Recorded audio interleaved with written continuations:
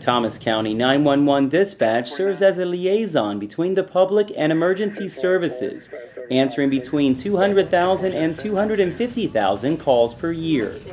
We are responsible for answering the telephones, entering that information into the computer-aided dispatch system. We are also responsible for the officers that are in the field, relaying and transmitting information back and forth to them. We are their hands.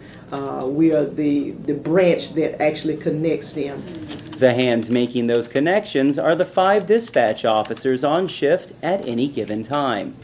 When we receive a call, we obtain as much information as we can to relay the information to the units in the field to see that that person receives the proper assistance they need. If the call is requesting medical attention, we send out the emergency medical service and first responders.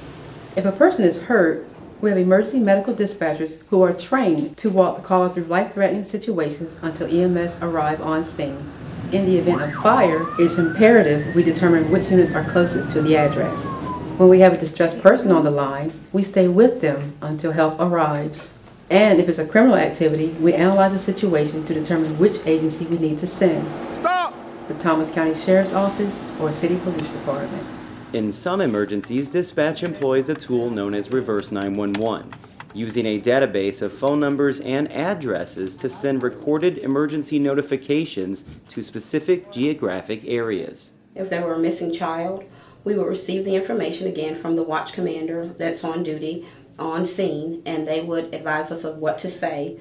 We would send the information out to a certain mile radius of where they think the child would have had the time to expand to. That information would go out to the residents within that mile radius, and it would notify them that there is a missing child in the area to be on the lookout for them. We'll give the description, their race, maybe what they were wearing, and the time that they were last seen, and if they see that child or have seen that child, if they will call into the dispatch center.